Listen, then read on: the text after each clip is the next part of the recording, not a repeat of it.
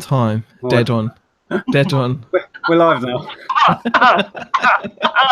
Right. Welcome everybody to our regular Tuesday chat with myself, Nick, and regular cohort Zahir. We do have a special guest, which I will introduce in a moment. But firstly, how are you, Zahir?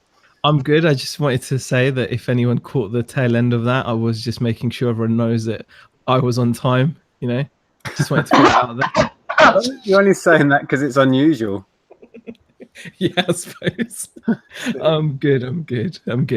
Yeah, just enjoying a bit of a like weather's been a bit nicer, and I've got like the sourcing bug again. Beck and I have been out sourcing last 2 weekends, and we've been out again today, and we've bought some wicked stuff. But we'll share that. Yeah, it's just the bug's got me. It's good to see you getting excited about it again. I must be honest. Yeah, I mean, fantastic. Yeah, it's just nice. It's nice. Anyway.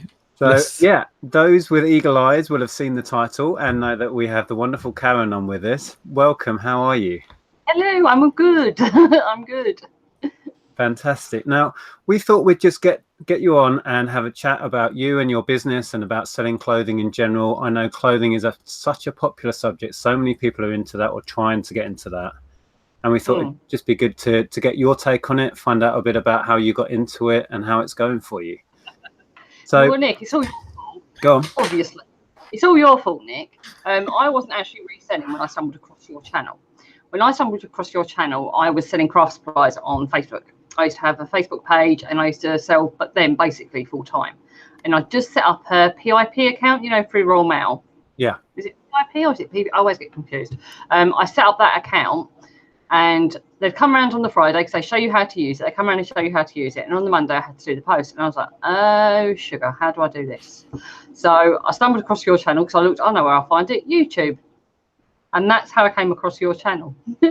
And so I was doing the craft supplies. So I was still doing it. I started watching some of your videos. And the craft market basically got flooded. It got absolutely flooded with quite a lot of sellers that were willing to make 1p profit, 2p profit on an item, and I just couldn't cope with them profit margins.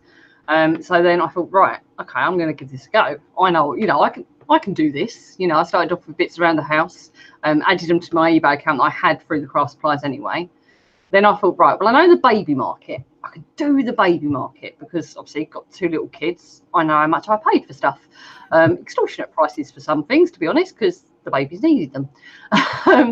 So I started with that, and I was like, I am not going to do clothing. And I remember actually watching one of the old tap chats with Mrs. M on, and thinking, oh, I can't think of anything worse to do. Then I went to a jumble sale, and then I kind of got the clothing bug. And that is it. I've changed my business model a lot since I started. I was just going to charity shops. Because at the moment we only have the one car, and my husband works a lot of hours. I mean, he does 6 days on, 2 days off, which is why I work from home, because he's on shift work. So childcare is just extortionate. Okay. So before we go on, so are you full-time reselling now? Is that, but your husband is working? Is that your setup currently? Yeah, my husband works full-time. He pays the bills. It is my only job, but I wouldn't say I'm full-time by any means stretch of the imagination. But it's your only income that you're bringing in. Okay. Yeah, but it's nowhere near a full-time income. I don't want to ever give that illusion. It's not, but it suits us and it suits what we've got at the moment. Exactly. And on that, I think it's fantastic. Remember, we had a conversation about this, and you were worried that, you know, you're not an expert or whatever. And I think the point is this channel reaches people who are just dabbling, just getting into it, or are even part-time, and having guests on who, you know, are at the beginning of their journey or aren't doing, you know, busting a gut and earning a fortune is exactly what we need. So, yeah, your story is fantastic. Before we carry on, I just want to say a few hellos because I realised we have just completely ignored the side chat before we got into it. Welcome, everybody. I know there's lots of people chatting on the side. I'm just going to go back here to see who was first in. I think it was Gary, and then Adrian, and of course Peter. Welcome, Peter Ray, Chelsea, and lots of people. I'm just scrolling through. If you do have any questions for Karen at any point, please pop them in. We'll try and keep our eyes on the chat. Lots of people saying hello to you, Karen. Sydney Lawfer saying hello. Lots of others. Lots of people pleased to see you, which is fantastic. Shelley Joe says she loves watching your videos. So yeah, before we go back to talking about your business now, Karen has a YouTube channel, and your username kind of describes your little journey, because you used to be, when I first started speaking to you, it was Karen Sells Crafts or something, or Karen Crafts and More, was it? CP Crafts when I started. It was CP Crafts, which is what my old craft business was. That's right, yeah. Then it went to CP Crafts and More, because then that's when I started reselling. Yeah. Then it went to Karen No Crafts, just more. Then when I really started the YouTube, I thought, you know what? I thought, because when I first started, you know what it's like when you first start and you first get a thumbs down? I got really upset with it. Now it just doesn't bother me. But I got I thought, you know what? I'm going to stop this. So I'd done Karen Sells Clothes. I thought, well, if you can't figure out what I'm selling and what my videos are about, then... Yeah, you might as well be straight up about it. If you're not into clothing, perhaps don't watch. It's as simple as that. So, yeah. I mean, so here, if you see any questions you want to pick up. Sure. I mean, one thing I want to say already, actually, Karen, is like you've mentioned already, like this, that how open you are to changing what you're doing, and it's one of the themes that we constantly bring up when we talk to people. And like, you know, it's adapting. It's like the ability to adapt. Do you think that's, you know, you were obviously confident, you'd learned about the crafts business, and then all of a sudden firstly you noticed that it had gotten flooded. A lot of people don't even notice when whatever they're into is becoming less profitable. They'll just keep plowing away at it until one day there's no money, and then they realize, oh wait. So a question I'd like to ask you really is, like, do you think that adaptability is something that you had as like a natural thing from past, or do you think that's something that you've picked up, like being able to, you know, adapt to different changes, like moving from crafts into clothes and potentially something else, starting YouTube, you know, doing other things as well? I mean, I think it's something I've picked up. I wouldn't say it's something I'm natural at. And I'd also say that it's also I get a bit bored. I get a bit bored of doing the same stuff. It's another theme there, isn't there? We're in the right company. Shelf has actually become a thing now because I got bored of doing all clothing. But there's another theme. That's fantastic. Again, that adaptability, the short attention span, if I can put that politely. You're in, like Nick said, you're in good company. So you think that's something that would be good for people to hear, though, because then sometimes I think people have like a block, don't they, where they think, oh, I'm not naturally good at this, or I'm not naturally good at that, whatever that may be. So you would quite happily sit there and say, actually, adapting to stuff is something you've kind of had to pick up rather than it being a natural, you know, natural part of your personality. And I think you have to, because it's okay. For example, I mean, like if you were like when you was just doing hi-fi, now it's okay being completely into one genre, but if you can't find that stuff out there, you have got to sell something, which is why I got into clothing, is because clothing is everywhere. You know, I mean, I could, like I said, I'd love to do all baby stuff, you know, like all nursery stuff, and you know, like things like the baby slings and things like that, but you're not going to find them that often, enough of them at a decent enough price. Well, I can't anyway, not where I live. There's definitely that side of it. And I know Zahir and I have talked about this. With me, a lot of it comes down to personality. And I have tried to specialize. And with me, it's a boredom factor. And also, I find it really hard if I'm out and I see a deal going on, or I see a haul or whatever. It's like, I'm buying that, whatever it is, because I can just see the pound signs, and it doesn't really matter what it is. So if I try and focus on, you know, I was a Lego specialist, we then did clothing together, that just crippled my mind. I couldn't handle the clothing. So hats off to you. But yeah, it was always for me. I'm like, I'm looking over here, and then I see this, and it's like I can't leave that behind because there's money in it. So is that an element of it as well, with all the wonderful array of things I can see just behind you there? Oh, that's grandma shelf. You can see up there, back there. That's grandma shelf. The rest of all my units is clothing, more or less. There are some ball games up there I've had for about a year. They just start shifting. They will end up back at the charity shop, I think. I have heard you mention this grandma shelf. Do you want to explain for those that maybe haven't followed your channel what that's all about? And Lex wants to know what your favorite item is from there as well. Oh, Lex, you must know what my favorite item is. Right, it all started with where did I go? I can't even remember where I picked it up. I picked it up while I was out one day, and it was a glass tray, and it just reminded me of my grandma. And I'm full, you know, rather than having everything just in boxes, because we live in a 2-bedroom flat. So there's me, my husband, my 2 children. So they've obviously got a bedroom. So this is half of my living room I've had to take up with stock. Wow. Okay. Yeah. But with the grandma shelf, I just saw this tray. It just reminded me of my grandma. So it's just all this stuff just there that reminds me of my grandma. So I'll get the tray just up here. It's just so grandma. Oh, nice. So and I've got it listed unrealistically high. And I put this on one of my videos when I actually launched Grandma Shelf, if you like. And I said, I don't care if they don't sell. And someone said, oh, but you won't make money. But that is about 15 items. I've got nearly 1,500 items listed. It's not my business. It's more of a hobby, that top shelf, if that makes sense. Yeah. Well, the thing is, if you can inject a bit of what you enjoy, we've got an echo. Oh, is that from me? Let me turn my speaker down just a minute. It may not be. I think it's gone. I was going to say, if you can inject a little bit of something you're passionate about and you enjoy alongside somewhere in your business, then yeah, absolutely. Yeah. I just wanted to touch on some of the questions. I did miss a couple that came in. I don't want to lose those if I can see them. And whilst you're looking there, Nick, I'll just ask Karen, actually, like you just mentioned that you guys obviously living in a 2-bed flat where, you know, kids need a bedroom, you guys need a bedroom, and that's part of your living room. I'm guessing maybe the grandma shelf is also like a way of keeping a bit homely, because I can imagine it gets stressful. I mean, how does hubby find this? He's really good about it. Is it fantastic? Really good about it. He never moans about me bringing stock in. I mean, I couldn't ever foresee me bringing a load in like you have to here or Nick has with the car parts, because I just haven't physically got the room for it. But I mean, I used to, at one point I was buying clothing only in bulk, and I'd be getting like 50 kilo deliveries, and he never batted an eyelid over it. Wow. You know, because he knew I would get it listed. I mean, some people, there's a group of ladies that I talk to quite a bit, and they call me a listing ninja. I'm not. It's just I haven't got the room to have it hanging around. I've got to get it listed quickly.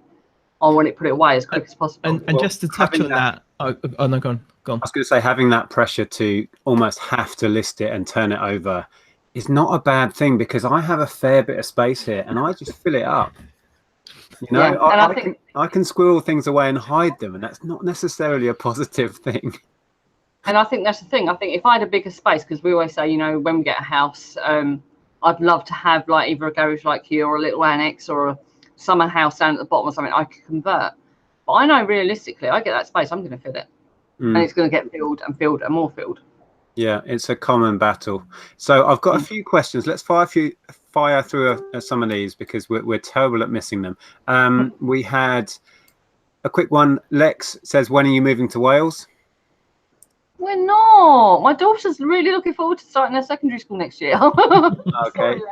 Not in the near future then. Peter Ray asks, what items do you want to sell in the future? So is there anything you think you may move into? Not that I can see of. I know it's really bad way. I kind of live like 6 months at a time, if that makes sense. So I don't look further than that. I mean, I've just today taken out, I paid off my PayPal working capital on Saturday, which helped me grow to the shop level that I'm at now. And I paid that back in 6 months. They predicted that it would take me 15 months to pay it back. So I got that paid off. I've just taken out another one purely so I can get a car of my own, so that I've got access to go out to the shops whenever, rather than just when husband's off. So my goals at the moment is to get my average selling price up, so just sourcing better items, because where I was buying in bulk, there was a lot of items that would go for £5 and £6. Yeah, that's so that is as far as I go. Having that kind of laser focus on the short term and achieving each goal and then moving on is admirable, because I'm too scatterbrained to kind of achieve that most of the time. So yeah, fantastic. I just want to mention Kelly's in. Hi, Kelly. And she says, Nick's secretly into clothing. Check out Andrea's Instagram of him modeling. I'll just put that out there and leave that out there. Yeah, it's quite amusing. I was trying on some ladies' coats earlier. Anyway. Just want to touch on that thing that you said about your hubby being so good about it. Do you want to just touch on like how important that is to have the support of the other half? Because that's another perennial topic, if you like. I mean, we've discussed it a couple of times about family not fully understanding. So give a bit of credit where credit's due, I suppose. Like how do you think you'd have been as positive and as get up and go as you have been about this if it wasn't for the support? And also just touch on what the kids think of it. I mean, I know they're young, but I don't think I could do it without it, to be honest. I mean, as I said, it's encroached on half our living room for me to do this. Oh, he's in the background. That's my husband. But there is no other way I could make money. If I was to go back to work full time, I would be working for nothing because of the childcare costs. I mean, you live in the South East. We're not that far from London. And to be honest, considering that we're probably at half an hour on the high speed, it's probably still about the same price for childcare. Yeah. So it would mean me working for what, £30 a week? Yeah. To work full time and leave them. So because he does the shift work, it's not like I could even get a night job, because some days he doesn't get in until 7:30, 8 o'clock. So there's no guarantee what time he's going to get in. He leaves at 5:30 in the morning. So it just shows the importance of having everyone on team, even if they don't fully understand like this whole weird world of selling tat on eBay. It's great that you've got this. Yeah. He's got no interest in it at all. He's still even though he's seen the growth and the success, there's nothing. You're not twinging that Delaware gene in all of us there yet. I couldn't think of anything worse than us two working together. We'd clash. Seriously. I have so many control issues. I've said in the chats before, I've said I let him take the post to the post office. I couldn't work with anyone else. I really couldn't. Wow, okay. It's great the way you clearly identify that as well. It's like, there's no way, it's not happening. No. Sydney Lauper has a question. Have you ever had times you've thought, why am I doing this? And do you want to upscale? All the time. Why am I doing this? Not all the time, but I think at least once a month. I mean, not the weekend just gone, the weekend before. Now, remember, I've got nearly 1,500 listings. I had 4 sales in a weekend, and I was ready to burn the lot of it. I was ready to look at it. Well, it's all rubbish. No one wants it. I might as well just burn it all. Yeah.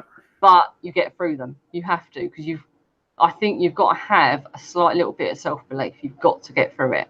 Oh, it's the most important thing. I think in any self-employed situation, but maintaining that self-belief in what you're doing and your abilities and the fact that you can make it work is the roller coaster. I mean, I'm sure Zahir would back us up on that. It's difficult, and it's one of the most vital things when you're self-employed is trying to maintain that self-confidence. Oh, completely. Yeah. You see, I think that's where I'm lucky, because my husband does work. I mean, he earns enough to pay the bills. If we want to do anything else, Christmas presents, etc., that comes out of my money. But not meaning it separately, but out of the money that I earn. Yeah. But so I haven't got that pressure. I don't know how you guys cope with it, and I really don't know. It's taken a long time to get used to it. When obviously in our case, that's what made like the really super tough decision, and it feels, thing is, now I've got the guilt where, as like Beck's gone back to work, I feel like she's taken the fall for it. I feel like that, even though it's not how we work. We do really work as a team, but it's only fair for this to be out there in a way, is that these are the kinds of questions you ask yourself, and this is how you question yourself, isn't it? Sometimes you blame yourself for things, and but in the long run, we know it's for the better. But you've got to, like you said, you've got to believe in your plan, and you've got to stick to it. How many times have I sat here and thought, well, if I actually went and got a job, and this is completely irrational because of the childcare cost, if I went and got a job, we'd be in a house tomorrow because we own this and we're stuck because of the property prices. But it wouldn't be like that, the expenses would add up, and I wouldn't actually be any better off. But yeah, you do blame yourself. But so here, I do think it is one of the better things that that you've actually done, is Beck's going back to work, because to get on that property ladder, being self-employed, especially nowadays, would be blinking difficult. Having a set where you're going like text, employed. Yeah, it gives confidence to the banks, doesn't it? Massively. Did you find it helped you guys as well, or was this before? No, when we got our mortgage in 2006. We were both working full time, but we got it purely on my husband's wages, knowing that I wanted to, like when we had kids, I didn't really want to go back to work. But it's definitely obviously beneficial to have someone employed when you're going for it. Yeah. Yeah. Wow. That kind of leads into, you mentioned employment then. Sydney Lorp also asked, have you always been an eBay seller, or did you basically have another job? So what were you working at previous? Customer services. I've done different customer service roles. I worked mainly in, like, I've worked customer service in Primark. I was actually a manager at McDonald's, which is where I met my husband. I was his boss. Right. And working in the service department as well at a mobile phone repair centre years ago. Cool. So, but I basically customer service jobs I was doing beforehand. I started on eBay selling on eBay in 2010. 2010. Okay. So I've had my eBay account for years.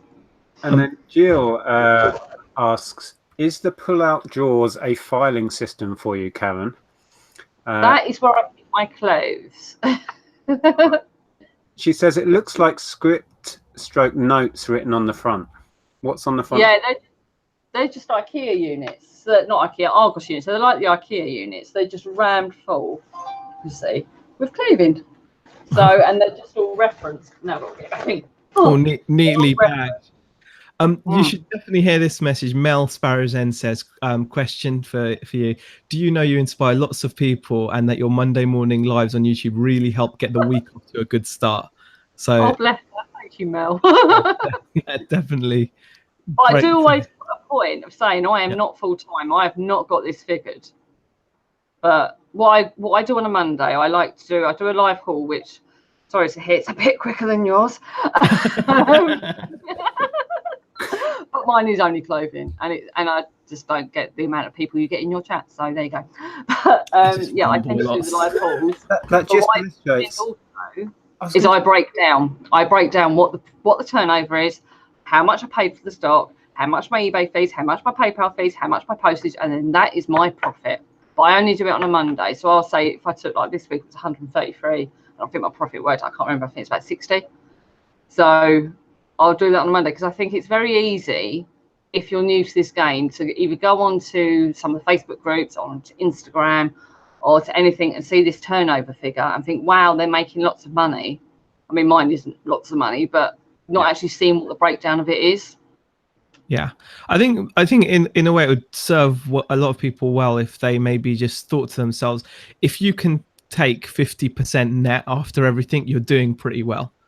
I think if you've not got a head for working out individuals, if you just work on that, and that's good, that's actually good. 50% is good. You know, that's like you'd be doing well after everything. Yeah.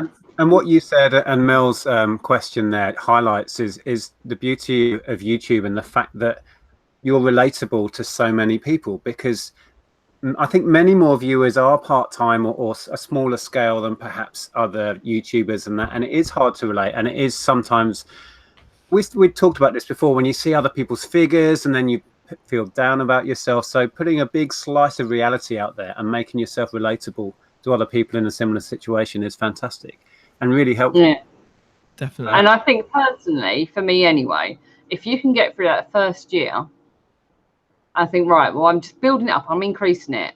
I now look year on year.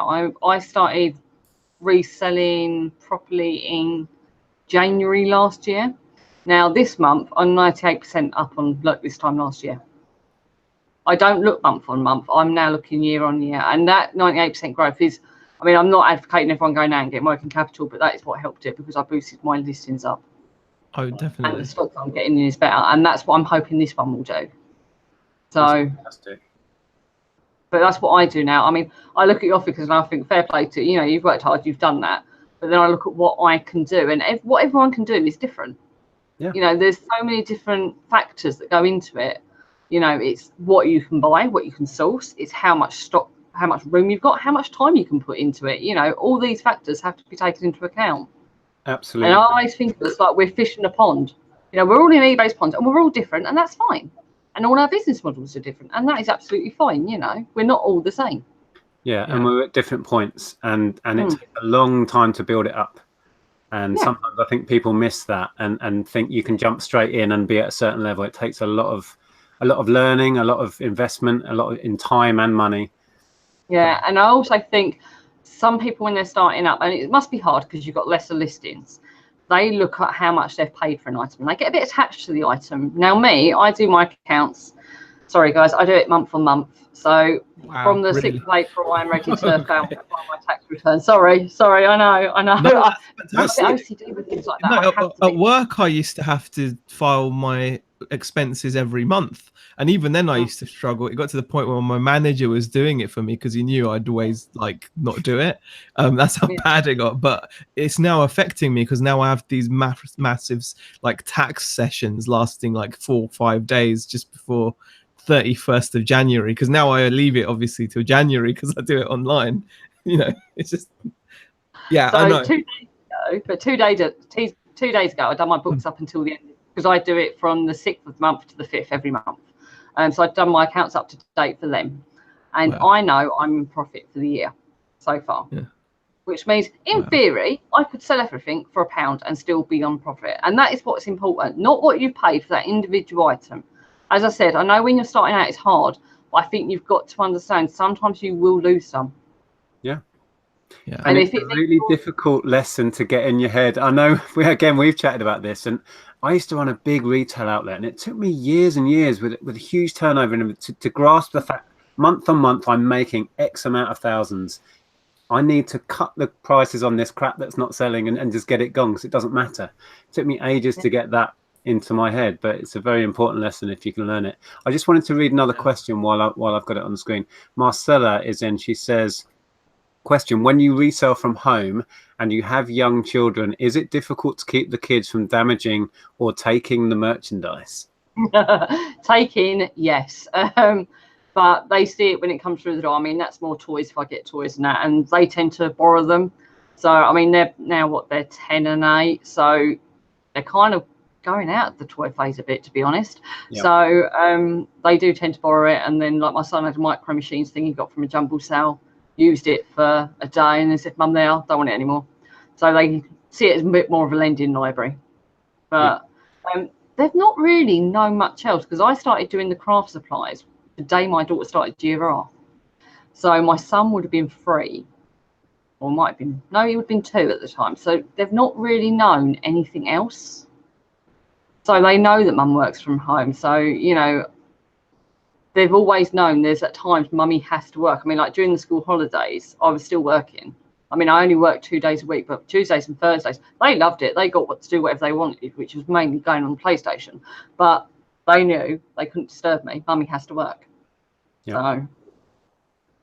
Oh, Shastaruni is in. Shastaruni says, "Ooh, hello, Karen." Hello, Shelley. We were saying just before we went live that it's only a few weeks since we all saw each other, but it's feeling like 6 months ago. It's really odd. I know. I think I'm up to date with questions. It keeps jumping, so I may have missed some. I'm not sure. Oh, well, I don't know if you asked this, but Selena Scott had a question for Karen saying, would you know roughly how much of your profit each month you sink back into more stock as a percentage? Now, I wouldn't know because I don't do my taxes up to date, but Karen, I'm guessing you may have an answer for that. I would say, I'm trying to work this out. Okay. Without actually giving you a figure. I know how much I spend on it, and I know how much turnover I made. I would say probably about between 5 and 10% of what my turnover is what I really spend on stock. Roughly a month. That's about it. There you go, Selena. Okay. Sorry, I've got Popping down the questions. Yeah. I keep having to mute myself and have a cough. Mag says, Karen, you're inspirational. Love your Monday videos. You got a bit of a following there for the Monday. I know, I think I up to about 25 cool. people now. And I don't get nasty, but I remember when I first started it, I'd be lucky to get 3 people in. Yeah, it's how it is. Yeah. YouTube is another thing that takes a lot of time and work, so it's fantastic to see the channel growing. And on that note, I have put a link to both Zahir and Karen's channels below, so please go over and give some support. Go over and check out the channels. So you regularly go live Mondays, is that right? Do you have, what other treats can they expect on your channel? Yeah, I do Mondays. I try and do Mondays. I don't really do them if my husband's off, because I'm not being funny. He only gets 2 days off a week. You know, I try and let him have the sofa at least for them 2 days. You know, and where I am in a flat, it's kind of not going to have him in the background watching TV, while I'm doing the packing. But I do them, so 6 out of 8 I do. Other than that, I started doing sales videos on a Friday. Now I'm starting to pick up better stuff. I do a sales video on the Friday with my better stuff pickups. Other than that, it's as and when I get stuff. I don't actually have any regularity on YouTube, if that makes sense. The Welsh Wonders would like to know, when do you decide to drop prices and cut and run on an item? Is it based on time frame or space taken? Obviously, I'm guessing it's going to be a combination. Because it's clothing is very competitive. What I tend to do, and I know because I haven't got the room, I probably do it too soon, but I list it at the top price what I think I can get for it, put best offer on it, and then every 30 days I drop it by £1. Every 30 days I drop it, and then when it gets to £3, if it doesn't sell at £3, then it goes in a bag and it goes to a jumbo or a charity shop, or it goes to a local. I sent my last lot to a woman that's local to me that sends stuff to Romania, so I gave her stuff to send over there because it owes me nothing, and I just want it out. I love that system, that clinical cold. This is how I do it. Way of, yeah. Well, it's out of the house. And it keeps your inventory fresh as well. That's not stuff I want to keep. It's money. That's what I look at it at. Yeah. That's when people, I mean, I've spoken to people before and they're saying, how do you get listed so quickly? I mean, I've got a pile down here and I don't look at a pile of stock, oh, isn't that lovely? I look at a pile of money that's sitting there not doing anything. Yeah. That is, really good point. Just hearing you saying that, makes it so clear in my head some things I should change.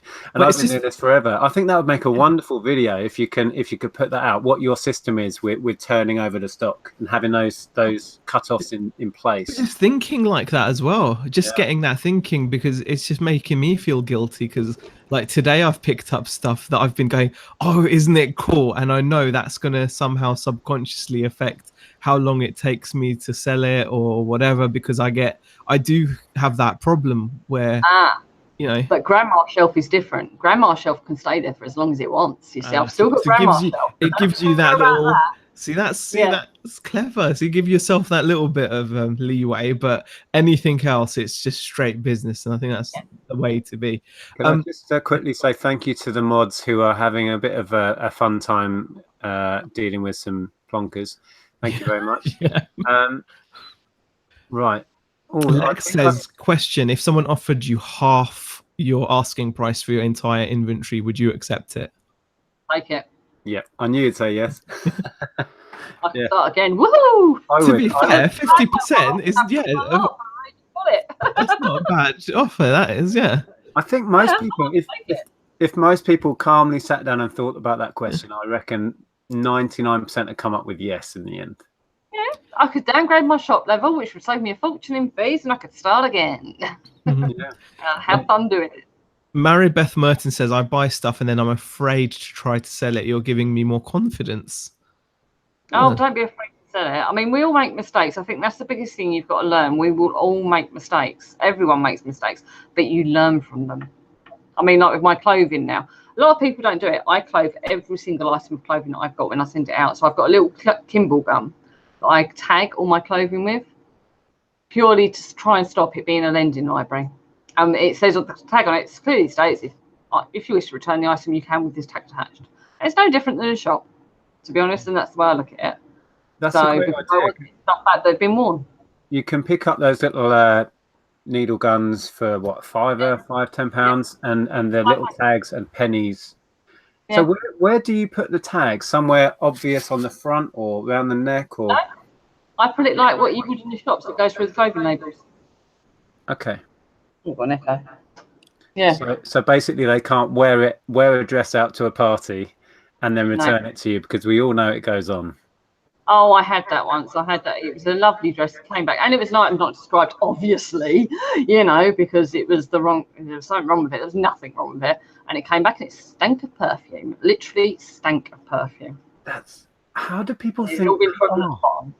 How do they get away with that? It's just, well, I know how.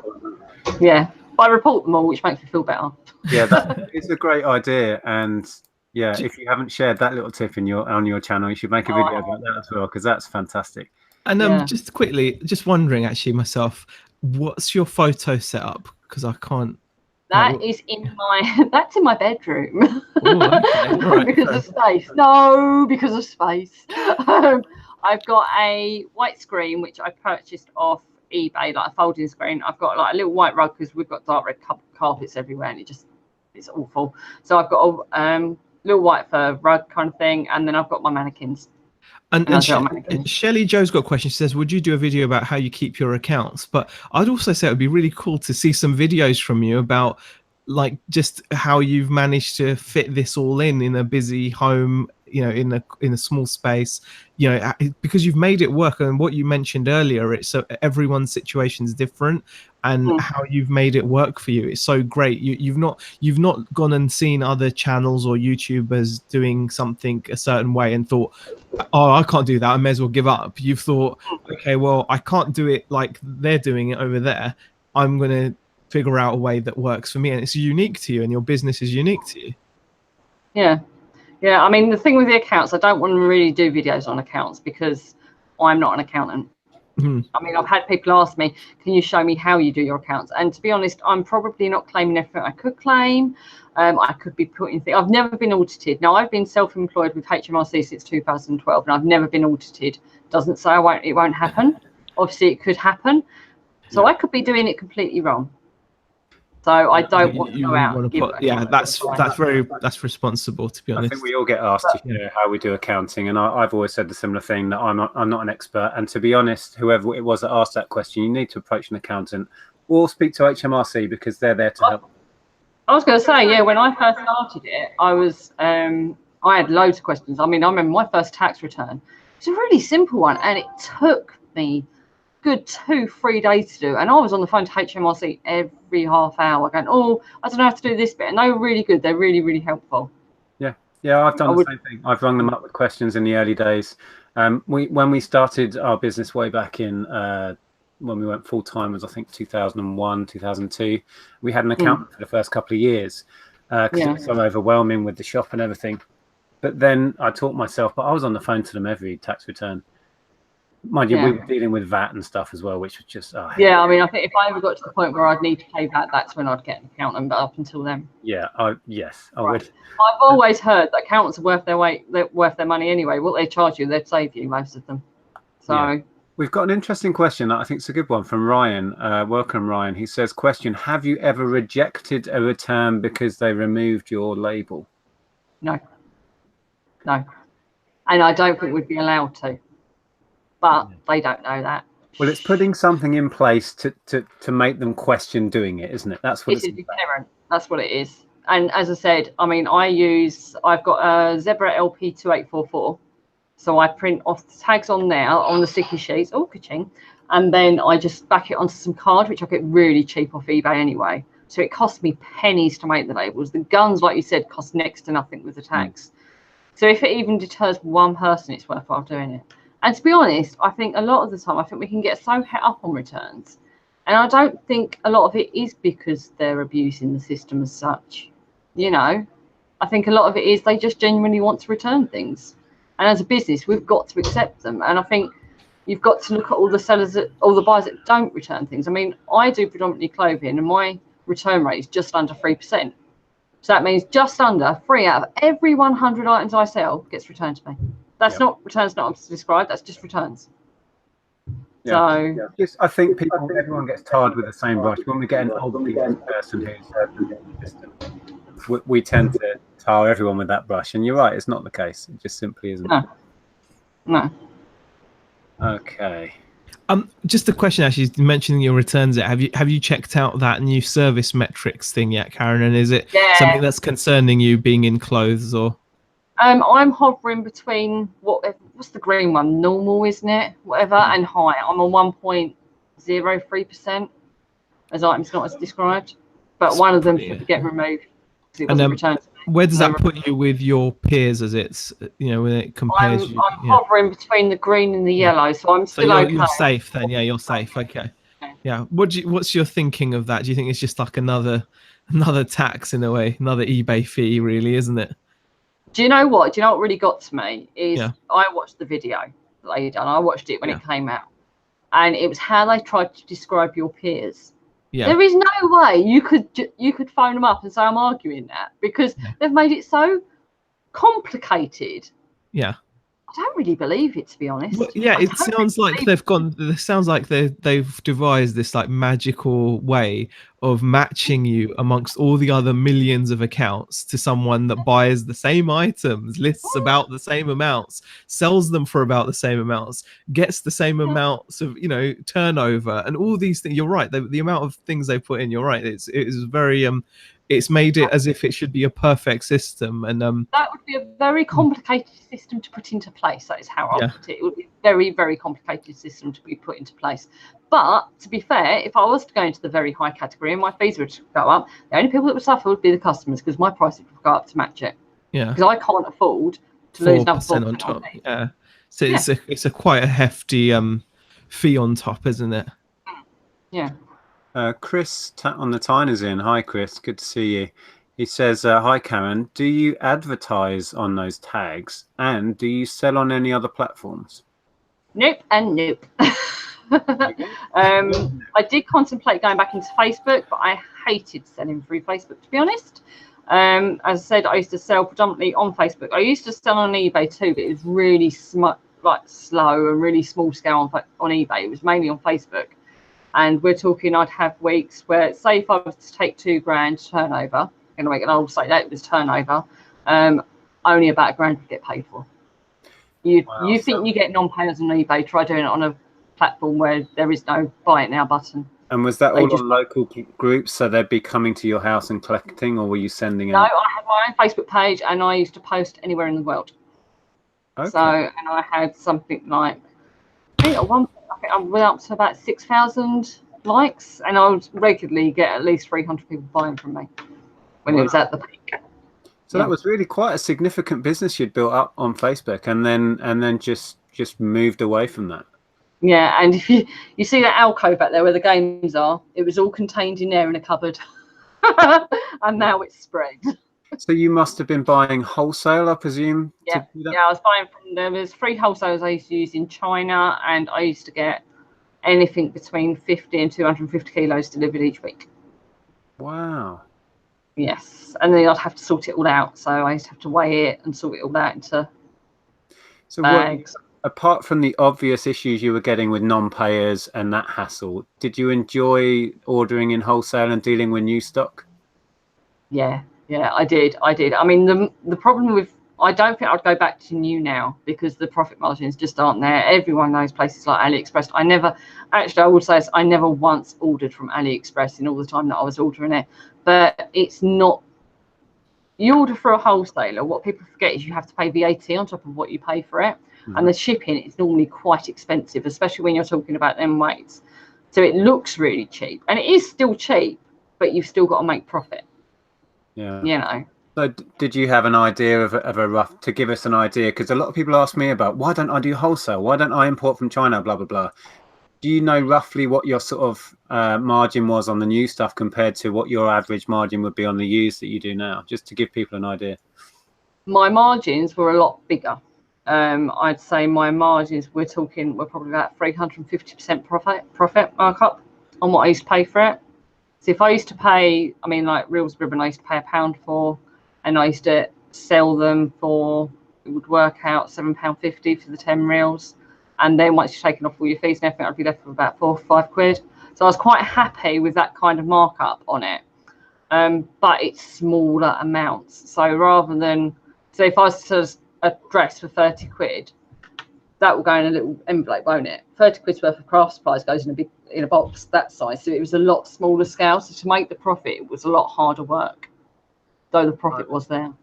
But your profit on return, percentage wise, was actually really good then on the craft. Yeah, it was good. It was good, but as I said, it was a lot more work. Right. Okay, I see what you mean. Right. Interesting. That is fascinating. But now I don't think there's the money in China. I think it's been so flooded with people. I mean, you see them Facebook groups everywhere, people that are selling stuff that they've got from AliExpress, and because they're buying it from there, they're buying it, and then I know people that are not declaring the value of the items, and they're letting the wholesalers put down the value of the item they want to, and then they're not paying the VAT. And if you get caught doing that, you're in big trouble. So I always used to make sure the wholesalers used to put the right amount down. Yeah. Because the VAT man's one you don't want to annoy. Absolutely. I'm just trying to catch up in the chat. There's so much chat, which is great. It just means we have to sort of plow through. Marcella's asking, do you find yourself shopping in your own stock? Example, last minute birthday or Christmas presents? Not with used clothing really, but when I came up to Hitchin, I was wearing clothes from my stock. I'm going on holiday in a few weeks. That's going to be clothing from my stock. Oh, there you go.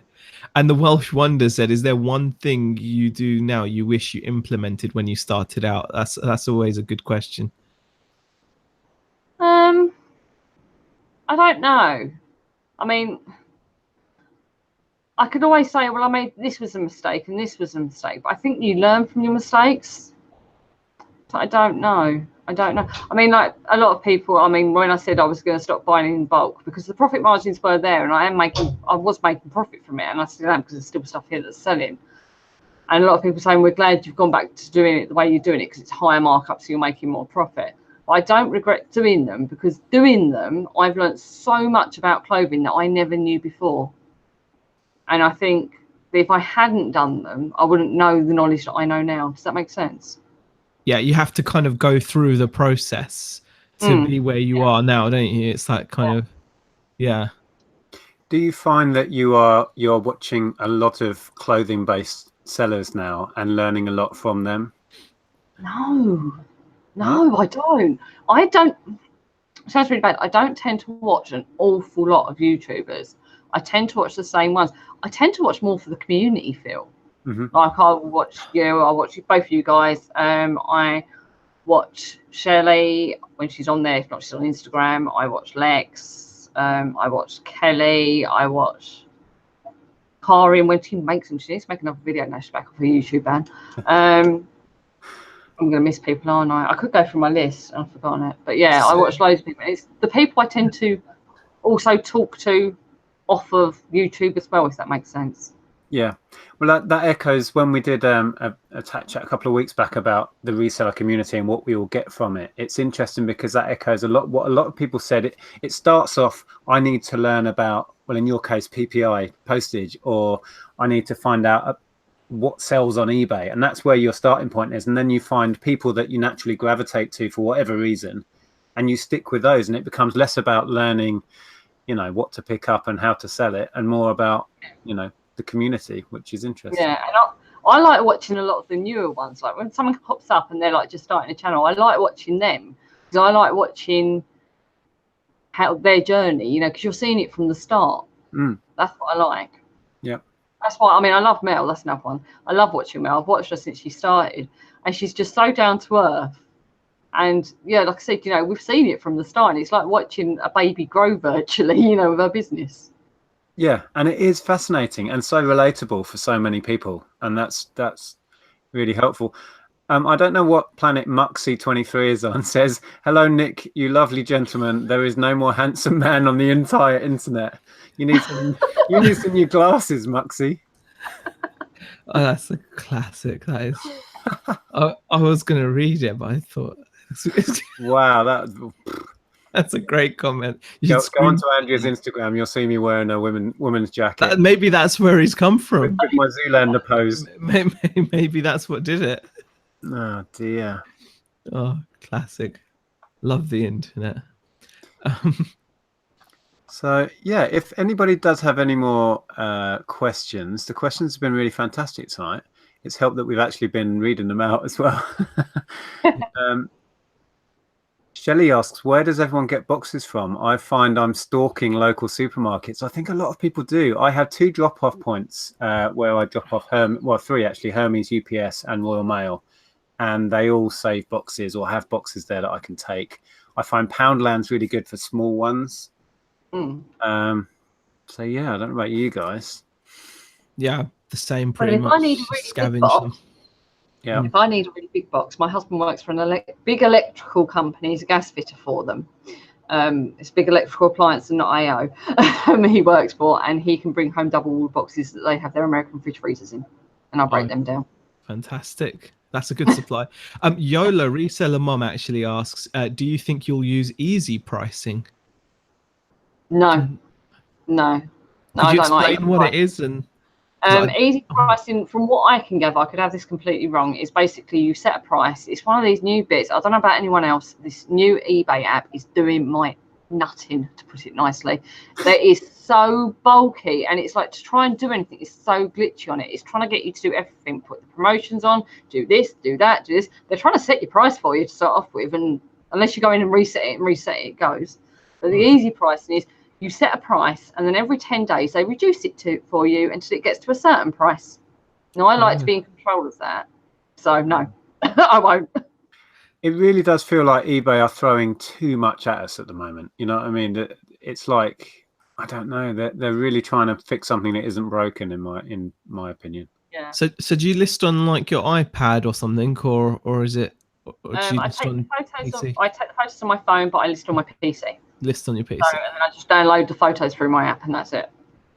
Oh, because I've not seen this thing. Is it just on the phone app that they try to get you to do this? Then, because I think so, because I was doing my relists on my phone, and then they've taken away 30 days for the duration for some reason. Apparently, it should be back now. But they've taken away duration, so I'm having to do relists on there because they were trying to put everything good till cancelled. Right. Apparently, Reseller Mum says there's a question up there. I'm just scrolling back. That was the question about. We had that one. Okay. Yeah, that was the one about the what's it called? The easy pricing. Right.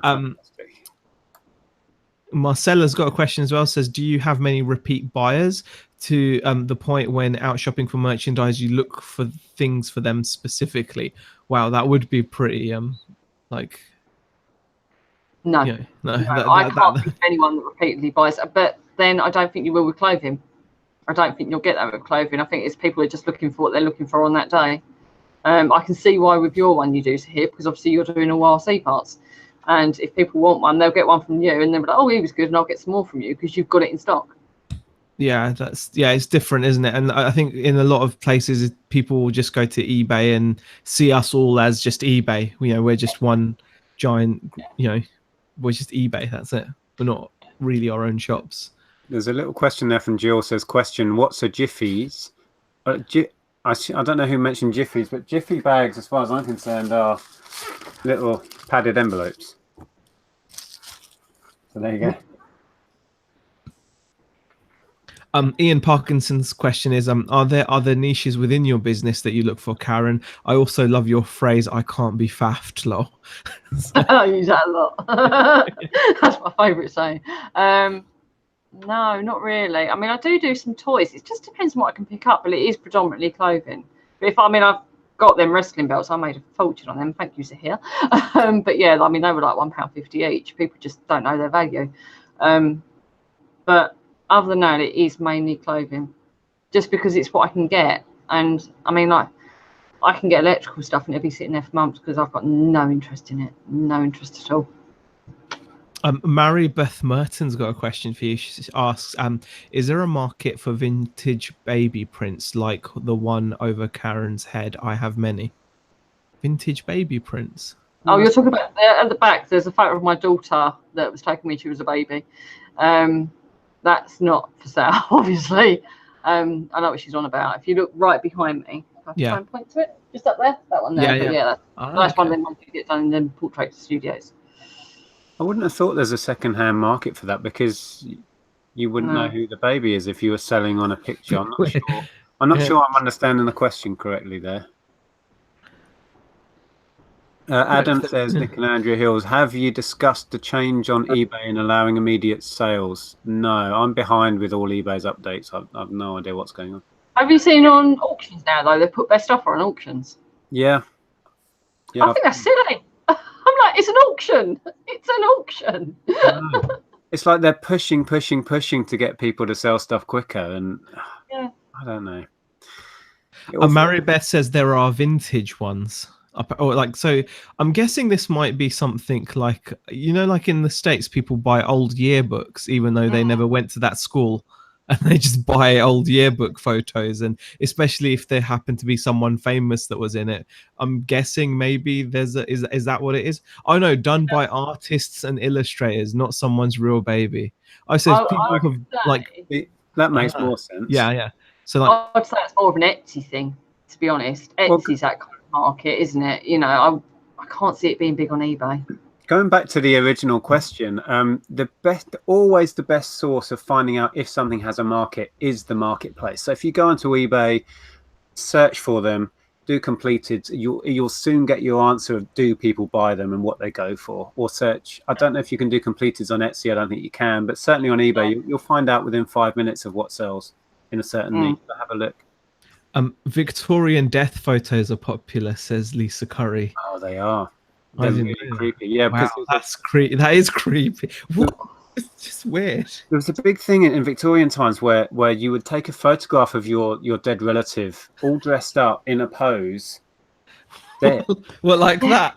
Well, not necessarily like an Egyptian, no, you know, but sitting up in a chair with their Sunday best on, not doing a dance. Reading a newspaper. I've seen the ones them literally, you know, like as if they're like obviously they're on the table or whatever, and they're all dressed and they're obviously dead. Yeah, I've seen them ones. Yeah, but they didn't when they were I didn't even know. Honestly, this is completely new to me. There's some weird markets out there, so it's so funny. I just imagine people, you know, like reading the newspapers. I don't know why. Mostly they're not that elaborate, no. But people collect those things. People with that sort of macabre collection and fascination buy pictures of dead people. That's insane. Adam's Exploit says, Z, you've been watching Lonnie's videos, I see. Yeah, that's in reference to the yearbooks, because Lonnie did really well where people just buy yearbooks, you know. I always thought they never that it was because they went to that school and they'd lost theirs. No, they buy other people's yearbooks. I think apparently because they're hoping that they're going to get some gems where there's like, you know, imagine if you got a yearbook photo where Michael Jordan was in it or something. Yeah. I don't know, Charles Barkley or something. I don't know. Or it happened to. It's never really been a thing here in the UK, although Ellen's school produced one, and they've got a proper yearbook thing going on, and we you know bought. Well, we had a photo, you know, like in your last year of school, they used to get you to all stand in a field and take a photo of like the whole school. Yeah, and you're like that big, and then you just there's no yearbook. I didn't mention it earlier, but hi Steve. I think Steve is still on holiday, but he was in the chat earlier. So good on you, Steve. Hope you're enjoying yourself. I think my school, from what I remember, my school did a yearbook, but unfortunately, that is one of the unfortunate things that went up in my parents' house fire when I was 20. Oh, very unfortunate. We've lost that because the photo in there. I'm just glad I lost it. Right. Okay. So you're not that bad. Oh no, not that. That could go. There's an interesting question I've just seen. Let me scroll back to it. Smithy says, question, do you have select days when you dispatch your items? Because I'm going to the post office the day after I sell. That'd be interesting to see what all of us do. Karen, how do you deal with posting? Before the summer holidays, I was doing same day dispatch as long as they paid before midday. And I was going to the post office every day because the post office is on the way to my kids' school. And in the summer holidays, I changed it to a 2-day dispatch. Didn't notice any decrease in sales, so I'm still on 2 days. So I go Mondays, Wednesdays, and Fridays. Okay, and that's it. That's what you've done, isn't it, Nick? As well. Yeah, we've been on 2 days. You didn't notice, for a long time, and it didn't seem to affect any sales, but it's really hard to tell. And we dispatch Monday, Wednesday, Friday. We've been like that for I don't know how long now, a long time. That works really well for us. If people do message and want it sent next day or want it upgraded or whatever, we're quite flexible, but that's how we work it. What about yourself?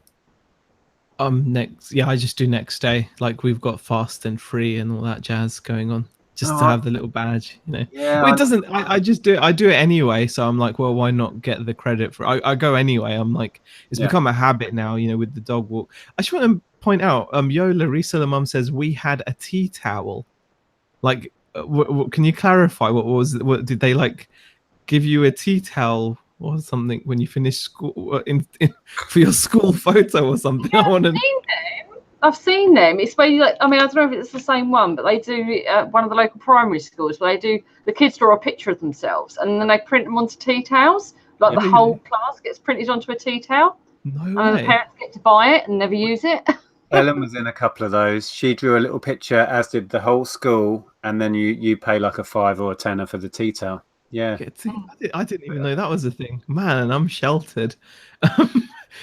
people buy other people's vintage diaries. Diaries I can almost understand just because of like wartime. You know, I know that when you go to museums and stuff, they've often got like you know, diaries that soldiers wrote while they were like in the trenches and things. Did you read what Ash put there? So I'm the Legend says, went to my great grand's funeral years ago. They had her sitting in a chair next to the coffin. It scarred me for life. No way. No way. Ash is joking, surely. That doesn't sound like it should be doable. Yeah. Ash has got to be kidding. Because he's a nice guy. I've not noticed anything weird about him. But, you know, that... No. Wow. Really, Ash? I don't want to be disrespectful because it's your gran and everything. But, wow. Great. Where's great? I don't know. That's just weird. Yeah. I mean, anyway, wow. Believe it or not, guys, we've been chatting for just almost exactly an hour because we were slightly late. Yeah. We'll take a couple more questions, and I think we'll think about wrapping this one up. 100% true story. I'm the Legend says 100% true story. Oh wow. Yeah, that is well. I mean, everyone's unique way of doing things. We'll leave it at that. I don't want to talk more about. It's a bit weird. Family traditions. It's weird. Yeah. BC says, speaking of vintage, Nick got rid of that ancient massager. Yeah, that Pifco massager with the nice little booklet sold within 24 hours for 20 quid plus shipping. So that was that would have been on grandma's shelf. Yeah, that would have been on grandma's shelf. It would have, anything that reminds me of my childhood goes up there. Mount Prospect's question is: do you think accepting the easy pricing will help your listing on the search engine? Have eBay made that another one of those things where they're trying to shoehorn you to do it? Who knows? Do you know what? I think half of it is spiel, because I was doing free post, same day dispatch before the summer holidays. I've switched on postage, charging postage, 2-day dispatch, and I've noticed no difference. And that's year on year. When you look at the graph, my graph is no different. If anything, my turnover is actually increasing because I'm charging for postage. So, yeah. I mean, we could have this debate, and everyone would have a different opinion. And at the end of the day, we really don't know, and it's really hard to tell if it's in our benefit or not, because, you know what I mean. Like you just said, you can change everything and nothing changes, but how do you know if you'd have left it the same? Would things have gone up or down? Yeah. Or it's impossible to know in some ways. But I do agree with you, Karen, though sometimes you do feel that it is very much, they say things to obviously get the sellers to comply as much as possible, don't they? I mean, like when they give you the recommended prices, and they are really trying, and a lot of people do actually say in their experience it doesn't make a difference. And I think sometimes it just comes down to just doing it sometimes because you just want to try it, or but if you notice it makes no difference, then. Well, here's a good example. I listed a jumper last week or the week before. It's cashmere blend, a Jaeger cashmere blend jumper. Recommended price they put on there was £6. Sold it today for 28 quid. £6. So their recommended price is tosh. Yeah, it's not the best. And in a way, I think the evidence that you show is strong because, like you mentioned earlier, clothing is a very competitive category. So if you were going to be affected by not following like their recommended methods of like free post and next day dispatch or whatever, then you'd probably notice it much more obviously than someone in a different category. The thing is, there's so many factors involved, and I think clothing and homewares, the sort of thing Andrew likes to sell. She'll go to great lengths to photograph it, to set up her wicker stuff in a little, flat lay or whatever, and she'll command prices way beyond when she researched it because of that. So I think eBay's throwing out an arbitrary price that they think it's worth, as you just described, Karen, it's just daft. Because there's so many factors that they're clearly not factoring in about are you doing international shipping? What are your pictures like? Is there something unique about this item? Yeah, it's almost as if they're just taking like a really simple average of some sales where someone might have photographed half of it in the shadow and sold it at 99p at auction, and someone else might have gotten 20 quid for it, and they just average it out and say, well, it's got to be worth a tenner, rather than. I mean, I rarely, I mean, it sounds really bad. I rarely, if it's a new brand I don't recognise, then I will. But I rarely now even look at completed and sold, just because of, as I said, I've been doing clothing for quite a while now. And the reason I don't really look at them that often, looking at my clothing down there, is because half the time the stuff that they're going to show you, first of all, when you go into Best Match, is the stuff that has sold for the 99p auction. So. And So, I mean, maybe that price. That's pretty confidence, though, isn't it? Like you said, you've been doing this now, and you've gotten the feel for the market, and you just get, you know what you can get in a way. Sometimes, don't you? You feel like that. Yeah. Oh, Dwayne is in the side chat. Welcome, Dwayne. Those of you that caught the live auction will know Dwayne very well. Thank you so much again for joining us. It was a wonderful night. In fact, let's touch on that briefly before we wrap this up. Everyone watching who took part in that, I want to thank you again. Everyone who was bidding or just watched on the night, we had so much fun, raised a phenomenal amount, and by no means is it over. We've been donated so many items. I think it's going to be next Sunday on Tom's channel for part 2, but don't quote me on that. Tom needs to confirm. So yeah, and welcome, Dwayne. We're just about to wrap this one up, unfortunately, so you've missed most of it. But yeah, and definitely Nick, Dwayne was a legend. Well done to you and Tom for doing it. A big well done. Thank the you. amount of effort that must have gone into that, and the amount of effort that's been going into it now afterwards, to make sure people get addresses, etc. Well done. It's fantastic. Definitely. It's been totally worth the effort and the endless messaging people. Yes. So yeah, keep your eyes peeled for more information on the next auction. I think it's going to be Sunday coming, because while we've got this momentum, we want to get it all wrapped up and finished. So yeah. So thank you so much, Karen. I hope you enjoyed being with us. That's okay. It wasn't too bad after all, especially as I can't see the chat, so it's all good. Fantastic. You've been a wonderful guest. I know a lot of people really enjoyed seeing you. Thank you for all your questions in the side chat. Thank you, as ever, Zahir, for joining me. Yep, no worries. We'll be back next week. Go on. I was just going to say, yeah, the chat's been fantastic today. I mean, a lot of people showing a lot of support for the Monday no nonsense content that Karen puts out. So if you haven't, obviously make sure you do subscribe to Karen's channel as well. It's she does do great. She does put out great content, and it is no faffing, right? I'll be doing with faffing. No faffing. Can't do faffing. Well, we may have a new channel name coming here. No faff, Karen. No faff. Oh, yeah, I do like to change my channel name every now and again. Okay, well, on that note, thanks to everyone who has joined us live. If you're watching this after the event, please drop a message below, say hello to us, and go over and check out Karen and Zahir's channels. Take care, everyone. Have a good week. Bye. Bye, guys.